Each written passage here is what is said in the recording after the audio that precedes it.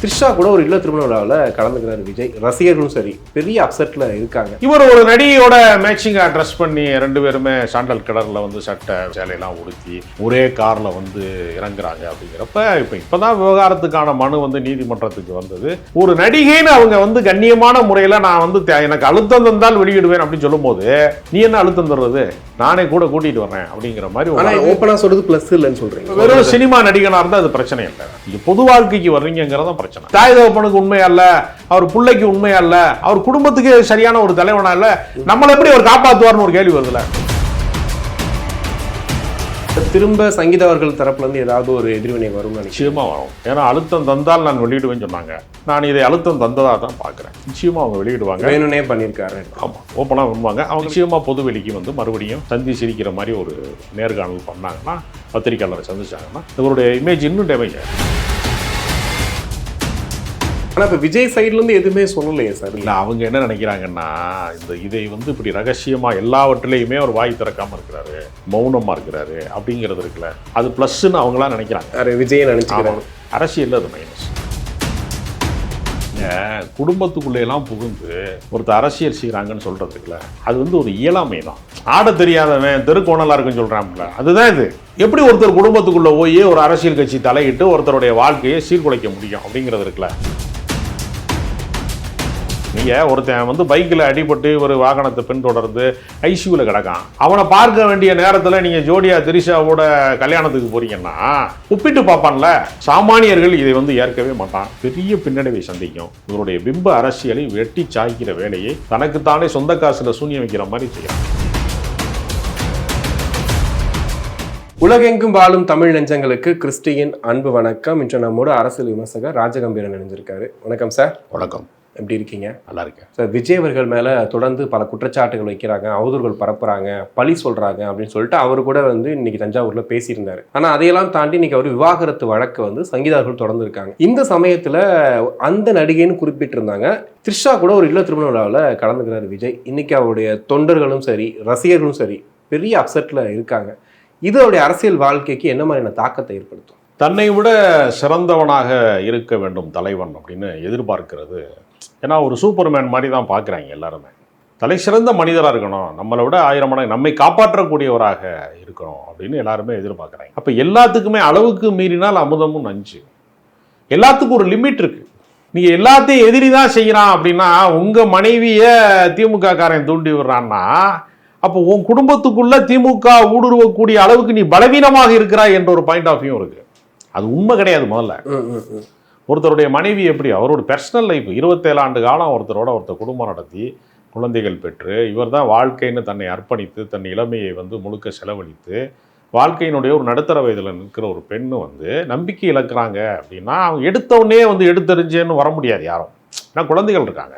எத்தனையோ வீடுகளில் கணவன் மனைவி சண்டைக்கு பின்னாடி வாழ்நாளில் தீராத கசப்பு, ரொம்ப மோசமான கோபதாபங்கள் உள்ளவர்கள் கூட குழந்தைகள் பாதிக்கப்படக்கூடாது, குழந்தைகளுடைய எதிர்காலம் வந்து கெட்டுவிடக்கூடாது என்பதற்காக அதை தள்ளி போட்டுக்கிட்டு தவிர்த்துக்கிட்டு அதிகமாக வந்து சிக்கல் இருந்தால் கூட வெளியே காட்டிக்கிறாம ஒரு கௌரவத்திற்காக எவ்வளோ பேர் வாழ்கிறாங்க. தோளுக்கு மேலே வளர்ந்தா தோழன்னு சொல்லுவாங்க. அப்போ அவருடைய மகன் வந்து காதலிக்கிற வயதில், அவருடைய மகள் வந்து திருமணம் முடிக்கிற வயதில், அந்த வயதை அவர்கள் எட்டியதற்கு பின்பு இவர் ஒரு நடிகையோட மேட்சிங்கா ட்ரெஸ் பண்ணி ரெண்டு பேருமே சாண்டல் கலரில் வந்து சட்டை இதெல்லாம் வந்து சேலையெல்லாம் உடுத்தி ஒரே காரில் வந்து இறங்குறாங்க அப்படிங்கிறப்ப இப்போதான் விவகாரத்துக்கான மனு வந்து நீதிமன்றத்துக்கு வந்தது. சமீபத்தில் தான் அந்த குற்றச்சாட்டுக்கள் சொல்லப்பட்டதற்கு ஒரு குறிப்பிட்ட நடிகைன்னு அவங்க சொல்கிறாங்க. கண்ணியம் கருதி அவங்க நினச்சிருந்தா பெயர்களை குறிப்பிட்டு அசிங்கப்படுத்தியிருக்க முடியும். இன்னைக்கு இருக்க ஊடக வசதிக்கு அவங்க ஏதாவது ஒரு சேனலில் உட்காந்தாங்கன்னா தோலையை உரிச்சிடலாம். ஒருத்தரை வந்து இன்னைக்கு அம்பலப்படுத்துறதுங்கிறது 30 வருடம் சம்பாதித்த புகழை ஒரு மனிதன் 30 வினாடிகளில் இழக்கிற காலம் இது. சோசியல் மீடியா காலம். ஒரு பிரஸ் மீட் கொடுத்தாலே முடிஞ்சு போச்சு எல்லாமே. ஆனால் அவங்க மிக கண்ணியமான, அவங்க ஒரு 5 ஆண்டு காலம் வீட்டுக்குள்ளேயே போராடி இதை அடுத்த கட்டத்துக்கு அதை நகர்த்த முடியாமல் நம்ம விலகிடுவோம் அப்படிங்கிறத சட்டப்பூர்வமான ஒரு நடவடிக்கைக்குள்ளே போகணும்னு அவங்க நீதிமன்றம் வரைக்கும் போகிறாங்க. ஒரு நடிகைன்னு அவங்க வந்து கண்ணியமான முறையில் நான் வந்து எனக்கு அழுத்தம் தந்தால் வெளியிடுவேன் அப்படின்னு சொல்லும் போது நீ என்ன அழுத்தம் தர்றது, நானே கூட கூட்டிட்டு வர்றேன் அப்படிங்கிற மாதிரி. ஆனா இது விஜய்க்கு தெரியாதா சார்? இது ஒரு சுச்சுவேஷன். இப்போ எலெக்ஷன் வந்து நெருங்கிட்டு இருக்கு. ஒரு பக்கம் வந்துட்டு அவங்க குற்றச்சாட்டு வச்சிருக்காங்க. இந்த சமயத்துல இப்படி போனா அந்த பிரச்சனை வரும்ன்றது தெரியாதா? அப்ப தெரியாம தான் அது நான் திரைத்துறையில கடந்த காலங்களிலே பணியாற்றியவனுங்கிற முறையில, பல நடிகர்களோடு பழகியவனுங்கிற முறையில எனக்கு அவங்களுடைய சைக்காலஜி தெரியும். நீங்க சினிமா நடிகனா இருக்கிறவன் அவன் வீட்டு காம்பவுண்டு சுவரே ஒரு பல ஆளு மடங்கு உயரத்துக்கு வளர்த்தி வச்சிருக்கான். யாரையும் அவன் சந்திக்க வேண்டியதில்லை. சந்திக்கிறவன் எல்லாருமே அவனுடைய உதவியாளர்கள். அவன்கிட்ட வாய்ப்பு தேடுறவன், அவனுக்கு பணம் கொடுக்க வர்றவன், அவனை வச்சு பிஸ்னஸ் பண்ண வர்றவன், அவருடைய தயவு தேவைப்படுகிறவர்களை மட்டுமே சந்திக்கும் போது இந்த உலகமே தன்னுடைய காலடியில் இருக்கு அப்படிங்கிற உளவியல் சிக்கல் வரும். ஆனா இப்போ அவரை ஃபாலோ பண்றவங்க ரசிகர்கள், தொண்டர்கள் இருக்காங்கல்ல, இப்போ அவங்க இவ்வளவு நாட்களா வந்துட்டு அவருக்காக டிஃபெண்ட் பண்ணி பேசிட்டு இருந்தாங்கல்ல, இப்போ அவங்கள சந்திக்கிற மாதிரி சுச்சுவேஷன் வரத்தானே போகுது. யாரையுமே அவர் சந்திக்கிறது இல்லையா? அவர்கிட்ட இருக்கு என்னன்னா, பொது வாழ்க்கையினுடைய மிகப்பெரிய இலக்கணம் என்னன்னா, நீங்க எல்லாரையுமே சந்திக்கணும். ஒரு தனிப்பட்ட முறையில் சொல்றீங்க? ஆமா, நீங்க சந்திக்கணும். நீங்க இளையராஜாவுடைய பிறந்த நாள் விழாவுக்கு ஒரு முறை பிரசாத் ஸ்டுடியோவுக்கு வந்து அவருடைய 75வது பிறந்த நாள் விழாவுக்கு சில நண்பர்கள் வந்து அழைச்சாங்க. எல்லாரையும் அவர் சந்திக்கிறார். தன்னுடைய வாழ்க்கையில தன்னை யாரெல்லாம் நேசிக்கிறார்களோ அவர்களை வந்து சந்திப்பது அப்படின்னு ஒரு இடம் இருக்குல்ல, அதை வந்து ஒரு தலைவன் கண்டிப்பா செய்யணும். கலைஞன் செய்ய வேண்டிய அவசியம் கிடையாது. கலைஞர் அவனுடைய ஸ்டுடியோல உட்காந்து அவன் வந்து பிரமாதமா ஒரு கம்போசிங் பண்ணிட்டா உலகப்புறம் போய் சேர்ந்துடும். மக்கள்கிட்ட போய் நேரடியாக சேரணுங்கிற அவசியம். ஆனா அந்த தலைவன் அப்படி தள்ளி வைக்க முடியாது. இப்ப நீங்க பாருங்க, உடன்பிறப்பே வா அப்படின்னு ஒரு நிகழ்ச்சியை ஏற்பாடு பண்ணி ஒவ்வொரு கட்சிக்காரனும் இண்டிவிஜுவலா முதலமைச்சர் சந்திக்கிறார். அது ஏன் சந்திக்கிறாரு? அப்போ பக்கத்துல மாவட்ட செயலாளர்லாம் உட்காரக்கூடாதுங்கிறாரு. ஏன்னா அவனுக்கு ஒரு மனத்தாங்கல் இருக்கும். அந்த மாவட்ட செயலாளர் என்னை ரொம்ப வருஷமா அழுத்தி வச்சுட்டு இருக்கான், எனக்கு வந்து கெடுதல் பண்றான், கட்சியில வந்து டபுள் கேம் ஆடுறான், அப்படி ஏதோ ஒரு குற்றச்சாட்டு இருக்கும். அந்த குற்றச்சாட்டை சொல்வதற்கு அவர் பக்கத்துல தான் தடையா இருக்கும். அப்போ 1 to 1 சந்திக்கிறார் எல்லாரையும். நீங்க அரசியல் தலைவர்கள், நீங்க காமராஜர்லாம் என்ன பண்ணியிருக்கிறாருன்னா, எல்லாரையும் சந்திச்சாச்சா அப்படின்னு உதவியாளர்கிட்ட கேட்பாராம், வைரவன்கிறவர்கிட்ட கேட்பாராம், எல்லாரும் சந்திச்சாச்சா அப்படின்னு சொல்லிட்டு. ஆமாம் எல்லாரையுமே மீட் பண்ணியாச்சு அப்படின்னா, முடிஞ்சா அப்படின்ட்டு தூங்க போகலாம், நீ இரவு நேரம் ஆயிடுச்சு அப்படின்னா நம்ப மாட்டாராம் உதவியாளராக. இவனையாவது விரட்டி விட்டுருப்பான் லேட் ஆயிடுச்சுன்னு அப்படின்னு வேட்டியை மடிச்சு கட்டி ஒரு ரவுண்டு சுற்றுவாராம். அப்படியே காம்பவுண்ட் ஒரு சுற்றுவாராம். எங்கேயாவது எவனாவது நிற்கிறானான்னு பார்ப்பாராம். அப்போ நீங்கள் எல்லாரையும் சந்திக்கணும். நீங்கள் அரசியல் கட்சி தலைவருக்கு இருக்க வேண்டிய பண்பு அதுதான். மக்கள் குறைது இருக்கிற ஒரு மருத்துவன் மாதிரி தான் அது. இப்போ அதனாலதான் அப்படி பண்ணிட்டாருன்னு சொல்றீங்களா? இல்லைங்க, அவர் தனி தீவா இருக்கிறாரு. அவர் யாரோடையும் பழகிறது இல்லை, யார்கிட்டையும் பேசுறது இல்லை. அப்படிங்கிறப்ப சக மனிதன் என்ன நினைக்கிறாங்கிறத பத்திய தாட்டே அவருக்கு வராதுங்க. அவருக்கு வேற ஒரு பாயிண்ட் ஆஃப் வியூல யோசிக்க வராதுல்ல. ஒருத்தர் சொல்லிட்டாங்க, நான் வந்து இன்னொரு அவருடைய அரசியல் வாழ்க்கைக்கு ஒரு பெரிய அடியா இருக்குன்ற கூட விஜய் யோசிச்சிருக்க மாட்டார். அதாவது நம்மளுடைய இந்திய சமூகம் முழுக்க குடும்ப அமைப்புகளால் ஆனது. இப்போ குடும்ப அமைப்பு தான் ஒரு மனிதனை உருவாக்குது. ஒரு ஆட்டோக்காரன் வந்து நம்ம இடிச்சுட்டு போகும்போது கூட ஒரு கெட்ட வார்த்தையில திட்டும் போது அவன் தாயை தான் திட்டிட்டு போறான், அவனை திட்டிட்டு போல.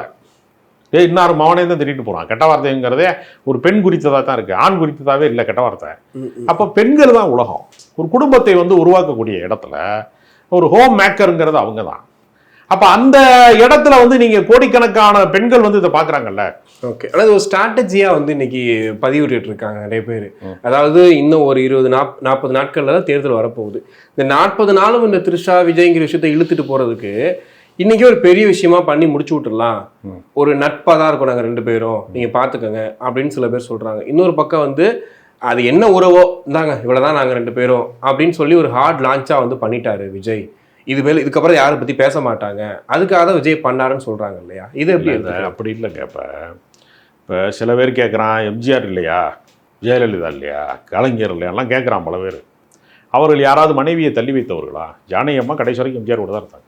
அவருக்கு ஒருவேளை வந்து திருமணம் கடந்து யாரோ இருந்தாலும் அவர் ஃபேமிலிங்கிற செட்டப்பை கலைக்கலை. நீங்கள் எல்லா நடிகனையுமே நான் சொல்கிறேன், குடும்ப அமைப்பு கலைக்கப்படலை, அப்படியே இருக்கு. கலைஞருக்கு முதல் மனைவி இறந்து போகிறாங்க, 2வது திருமணம் பண்ணுறாரு, இன்னொரு துணைவின்னு ஒன்று. அவர் அதை ரகசியமாக்கி வைத்துக் கொள்ளலை.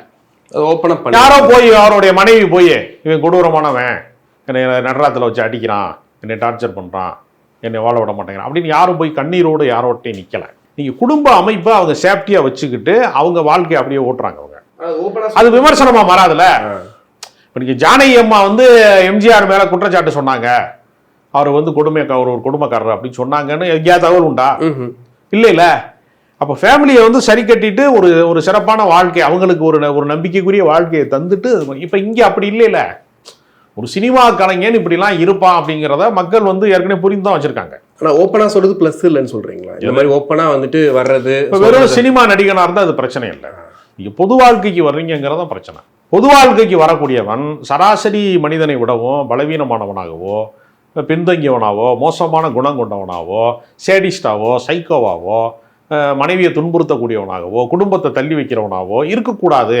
நம்மளோட பெட்டராக இருக்கணும், சிறந்தவனா இருக்கணும் அப்படின்னு எதிர்பார்க்குறாங்கல்ல. இப்போ இந்த தாவேக்கா தொண்டர்களுக்கு ரசிகர்களுக்கு எந்த அளவுக்கு அதிர்ச்சியா இருக்குன்னு நினைக்கிறீங்க இந்த விஷயத்தை பொறுத்தவரை? ஏங்க, தன்னை நம்பி வந்த மனைவியவே அவர் காப்பாற்றலை, பிள்ளைங்க வாழ்க்கை என்ன ஆகுங்கிறத பற்றி அவர் கவலைப்படலை, தன்னை சுற்றி இருக்கிற தன்னை நம்பியே இருக்கிற குடும்பம் தாய் தகப்பனோட அவர் இல்லை, யாரோடையுமே அவர் ஒட்டாமல் தனி தீவு மாதிரி இருக்கிறாரு. கரூர் சம்பவத்தில் 41 பேர் கண்ணு முன்னாடி மூச்சு திணறல் ஏற்பட்டு நெரிசலில் மிதிப்பட்டு சாகும்போது அவர் அந்த இடத்த விட்டு எப்படி கடந்து போனாரோ அது மாதிரி குடும்பத்தையும் அவர் கடந்து போறாருங்கிறது அதிர்ச்சியா இருக்கும்ல. இப்போ அவர் ஃபேமிலிக்கே அவர் உண்மையா இல்லை, அவர் தாய் தகப்பனுக்கு உண்மையா இல்லை, அவர் பிள்ளைக்கு உண்மையா இல்லை, அவர் குடும்பத்துக்கு சரியான ஒரு தலைவனா இல்லை, நம்மளை எப்படி அவர் காப்பாற்றுவார்னு ஒரு கேள்வி வருதுல. ஆனா இப்ப விஜய் சைட்ல இருந்து எதுவுமே சொல்லலையே சார் இது வரைக்கும். நம்ம சங்கீதா தரப்பு கேட்டிருக்கோம், இப்ப இந்த காட்சிகளை பார்த்தோம். இதை தாண்டி விஜய் தரப்புல என்ன பிரச்சனை, ஏன் அப்படி ஆனதுன்றதெல்லாம் சொல்லவே இல்லையா? அவங்க என்ன நினைக்கிறாங்கன்னா, இதை இப்படி ரகசியமா எல்லாவற்றிலையுமே அவர் வாய் திறக்காம இருக்கிறாரு, மௌனமா இருக்கிறாரு அப்படிங்கிறது இருக்குல்ல, அது பிளஸ்ன்னு அவங்களாம் நினைக்கிறாங்க. விஜய் நினைச்சுக்கிறாங்க. அரசியல் அது மைனஸ். அரசியல்வாதி எல்லாத்துக்குமே ரியாக்ட் பண்ணுவோம். எப்படி சொல்றீங்க? இப்போ நீங்கள் ஒரு விஷயம் சொன்னீங்க எனக்கு. நீங்கள் அன்றாட வாழ்க்கைன்னு ஒன்று இருக்குல்ல, டெய்லி வீட்டில் சமைக்கிறது, சாப்பிட்றது, நம்மளுடைய அன்றாட வாழ்க்கைன்னு ஒன்று இருக்குல்ல, வேலைக்கு போகிறது, அந்த மாதிரி ஒன்று இருக்குல்ல, அது மாதிரி அரிசி பருப்பு மாதிரி அன்றாட தேவை மாதிரி ஆக்சிஜன் சுவாசிக்கிறது மாதிரி இயல்பாக அன்றாட வாழ்க்கையின் ஒரு பகுதி தான் அரசியல். அப்போ பொது வாழ்க்கையினுடைய நம்பிக்கைக்கான ஒரு விஷயம் இருக்குல்ல, அதை விஜய் இழக்கிறாருன்னு தான் நான் பார்க்குறேன். ஓகே, ஒரு தலைவனா பார்க்கும்போது இப்படிதான் இருக்கணுங்கிற. ஆமா, அதுக்கு ஒரு இலக்கணம் வேணும்ல. இப்போ நீங்க சமீபத்தில் நல்ல கண்ணு மறைந்து போறாரு, அவர் எதுக்கு கட்சி கடந்து எல்லாரும் இப்படி ஒரு வாழ்க்கை வாழ்ந்தாருன்னு சொல்லி எதுக்கு பேசுறாங்க? அது நம்ம சாதாரண மனிதன் என்ன செய்வோம், நம்ம கையில் ஒரு 10 லட்ச ரூபாய் கொடுத்தா ஒரு 20 லட்சமா கொடுத்தா நல்லா இருக்கும்னு நம்ம நினைப்போம். அவர் 10 லட்சத்தை கவர்மெண்ட் கொடுத்து 5000 கொடுத்துட்டு கொடுக்குறாரு. 1 கோடி ரூபா கொடுத்தா அவர் என்ன செய்யறாரு, கட்சிக்கு கொடுக்குறாரு. அவர் கார் பரிசு கொடுத்தா கட்சிக்கு கொடுக்குறாரு. அப்ப தனக்கென வாழாமல் பிறர்க்கென வாழ்பவனை தான் தலைவனா பார்ப்பான். இவர் என்ன நினைக்கிறாருன்னு சொல்ல மாட்டேங்கிறாரு, என்ன ஃபீல் பண்றன்னு சொல்ல மாட்டேங்கிறாரு. இப்ப அவர் வெளிப்படையா அறிவிக்கட்டும், முறைப்படி அவர் கண்ணியமான முறையில முறைப்படி மனைவி விவகாரத்தை செய்துட்டு பகிரங்கமா திருமணம் கூட செய்யட்டும். அது நமக்கு விமர்சனத்துக்கு உள்ளான தனிப்பட்ட விஷயம். நீங்க எல்லாத்துலேயுமே திரைமறைவாக ஒரு மனிதரா நீங்க இருக்கீங்க, நீங்க வெளிப்படைத்தன்மை மிக்க மனிதரா இல்லை அப்படிங்கிறது இருக்குல்ல, அது சந்தேகத்துக்குரியதாக தானே பார்க்க போறோம். அவர் எப்படி நம்ப முடியும் அப்படிங்கிற கேள்வி அது இல்லை. இப்போ இதுக்கு பின்னாடியும் அரசியல் இருக்குன்னு சில பேர் பேசிட்டு இருக்காங்க இல்லையா? இல்லை இதை விஜய் அவர்கள் இந்த அரசியல்லாம் இருக்கக்கூடாது, யாரும் பற்றி பேசக்கூடாது, தப்பாக பேசக்கூடாது, அதுக்காக நம்மளே சொல்லிடுவோமே, நம்மளே ஓப்பனாக இருந்துருவோமே அப்படின்ற மாதிரியும் சொல்கிறாங்க. இன்னொரு பக்கம் சங்கீதா அவர்கள் ப்ரெஸ் மீட் கொடுக்க போகிறாங்க, அது கண்டிப்பாக நடக்க போகுது அப்படின்றாங்க. அந்த மாதிரி சுச்சுவேஷன்லாம் வரும்னு நினைக்கிறேங்க. குடும்பத்துக்குள்ளேலாம் புகுந்து ஒருத்தர் அரசியல் செய்கிறாங்கன்னு சொல்கிறது இருக்குல்ல, அது ஒரு இயலாமை தான். ஆட தெரியாதவன் தெருக்கோணலாக இருக்குன்னு சொல்கிறான்ல, அதுதான் இது. எப்படி ஒருத்தர் குடும்பத்துக்குள்ளே போய் ஒரு அரசியல் கட்சி தலையிட்டு ஒருத்தருடைய வாழ்க்கையை சீர்குலைக்க முடியும் அப்படிங்கிறது இருக்குல்ல. அப்போ அவ்வளவு பலவீனமாக நீங்கள் இருக்கீங்கன்னு தானே அர்த்தம். அது ஒருவேளை உண்மைன்னு ஒரு பேச்சுக்கு ஒப்புக்கொண்டால் கூட நீங்க அதை ஊசி இடம் கொடுத்தா தானே நூல் நுழையுமா, அது மாதிரி நீங்க அந்த பிரச்சனைக்கு இடம் தருகிறீர்கள் என்று தானே அர்த்தம். அப்ப நீங்க ஆளுமை மிக்கவர், ஆற்றல் மிக்கவர், இந்த சமுதாயத்தை காப்பாற்றக்கூடியவர், நாட்டு மக்களை காப்பாற்றக்கூடியவர், ஓம் பிரச்சனையா உன்னால தீர்க்க முடியல, நீ ஏன் பிரச்சனை எப்படி தீர்ப்ப அப்படின்னு கேட்பான்ல மக்கள். அதனால இது அப்படி சொல்வதன் மூலமா எஸ்கேபிசம் பண்றாங்கல்ல, அது தொடர்ந்து அப்படி செய்ய முடியாதுன்னு நான் நினைக்கிறேன். ஓகே, இப்போ அந்த நடிகை பேரை நான் சேர்த்து போட்டுருவேன் ஒரு நெருக்கடி வந்துச்சுன்னா அப்படின்னு சொல்லி சங்கீதா அவர்கள் சொன்னாங்க. கடந்த ஒரு வாரமா சங்கீதா அவர்களையே தரக்குறையா பேசுற அளவுக்கு இன்னைக்கு சோசியல் மீடியாவில் ஏகப்பட்ட பேர் அதை பண்ணாங்க. இப்போ இந்த விஷயத்தை வேற பாக்குறோம். இப்போ திரும்ப சங்கீதா அவர்கள் தரப்புல இருந்து ஏதாவது ஒரு எதிர்வினை வரும்னு நிச்சயமா வரும். ஏன்னா அழுத்தம் தந்தால் நான் வெளியிடுவேன்னு சொன்னாங்க, நான் இதை அழுத்தம் தந்ததாக தான் பார்க்குறேன். நிச்சயமாக அவங்க வெளியிடுவாங்க, வேணும்னே பண்ணியிருக்காரு. ஆமாம், ஓப்பனாக வருவாங்க. அவங்களுக்கு ஏதோ செட்டில்மெண்ட்டுக்கு ரொம்ப தீவிரமாக பேச்சுவார்த்தை நடக்குது, ஒரு 225 கோடி கொடுத்து குடும்பத்தை செட்டில் பண்ண போகிறாரு அப்படின்னு ஒரு தகவல் கசிக்கிறது. ஓகே, அது எந்த அளவுக்கு உண்மைன்னு தெரில. ஒருவேளை அப்படி செட்டில்மெண்ட் முடிஞ்சிருச்சுன்னா அவங்க மௌனமாக கடந்து போயிடுவாங்க. இந்த நம்ம எதுக்கு இதில் போய் கல்லறியணும் அப்படின்னு அவங்க போயிடுவாங்க. ஒருவேளை அப்படி அது நடைமுறைக்கு வரவில்லை என்றால் நிச்சயமாக பொதுவெளிக்கு மறுபடியும் சந்தி சிரிக்கிற மாதிரி ஒரு நேர்காணல் பண்ணாங்கன்னா, பத்திரிக்கையாளரை சந்திச்சாங்கன்னா இவருடைய இமேஜ் இன்னும் டேமேஜ் ஆகிடும். அதனால் அரசியலில் அடுத்த கட்டத்தை நோக்கி போவதற்கு இது ஒரு பெரிய பின்னடைவை தான் நான் பார்க்குறேன். ஓகே, அவருடைய இமேஜ் டேமேஜ். ஏன்னா அவருக்கு இருக்கிறது அந்த பிம்ப அரசியல் தான், ஒரு அரசியல் செல்வா, அந்த இமேஜ் தான். அந்த இமேஜ் டேமேஜ் ஆயிடுச்சுன்னா அவர் என்ன, மற்றவருக்கும் அவருக்கு என்ன வித்தியாசம்? ஓகே, இல்லை விஜய்க்கு மட்டும் ஏன்? ஏன்னா இப்போ நிறைய அரசியல்வாதிகளுடைய கதைகளை வந்து பேசுறாங்க. இன்னைக்கு எம்ஜிஆர் சொல்லி எல்லாரையுமே சொல்றாங்க, இவங்கெல்லாம் இப்படி இருந்தாங்க, அது வந்து தனிப்பட்ட வாழ்க்கை, இது அரசியல் வாழ்க்கை. அரசியலின் தனிப்பட்ட வாழ்க்கையை யாரும் வந்து மிக்ஸ் பண்ண மாட்டாங்க, கண்டிப்பா இது அரசியல் ரீதியா அவர் பாதிக்காதுன்னு சொல்ற ஒரு கூற்று இருக்கு. இல்லை, அவர் பொது வாழ்க்கையில முழுமையா இறங்கல அவரு. இப்போ நீங்க கலைஞர் ஒரு நாளைக்கு எவ்வளவு பேரை செஞ்சாரு, எம்ஜிஆர் எவ்வளவு பேரை செஞ்சாரு, இவர் எவ்வளவு பேரை சந்திக்கிறார் ஒப்பிட்டு பாருங்க. இவர் ஒரு மாசத்துக்கு அரை மணி நேரம் மட்டும்தான் பொதுமக்களை சந்திக்கிறாரு, ஒரு கூட்டத்தின் வழியா சந்திக்கிறாரு. ரொம்ப நெருக்கமான விஐபி. இப்போ விஐபி விட்டு கல்யாணத்துக்கு நேற்று திருவான்மையூருக்கு போனார்ல, எத்தனை கட்சிக்காரன் வீட்டு கல்யாணத்துக்கு போயிருக்காரு. ஒரு சினிமா தயாரிப்பாளர், ஒரு பெரிய மல்டி மில்லியனியர் கோடீஸ்வரன் வீட்டு கல்யாணத்துக்கு நீங்கள் போறீங்கல்ல, நீங்கள் மற்ற கட்சி நிர்வாகிகள் விட்டு இதுக்கு எத்தனை விசேஷத்துக்கு போயிருக்கீங்க? சாவுக்கே போகலையே, நெரிசல் மாற. இப்போ நீங்கள் ஒருத்தன் வந்து பைக்கில் அடிபட்டு ஒரு வாகனத்தை பின்தொடர்ந்து ஐசியூவில் கிடக்கான், அவனை பார்க்க வேண்டிய நேரத்தில் நீங்கள் ஜோடியா திரிஷாவோட கல்யாணத்துக்கு போறீங்கன்னா ஒப்பிட்டு பார்ப்பான்ல. அவங்களுடைய தொண்டர்களும் காம்ப்ரமைஸ் பண்ண மாட்டாரு. ஆமாம், அவங்களோட அவருக்கு உரையாடலே இல்லை.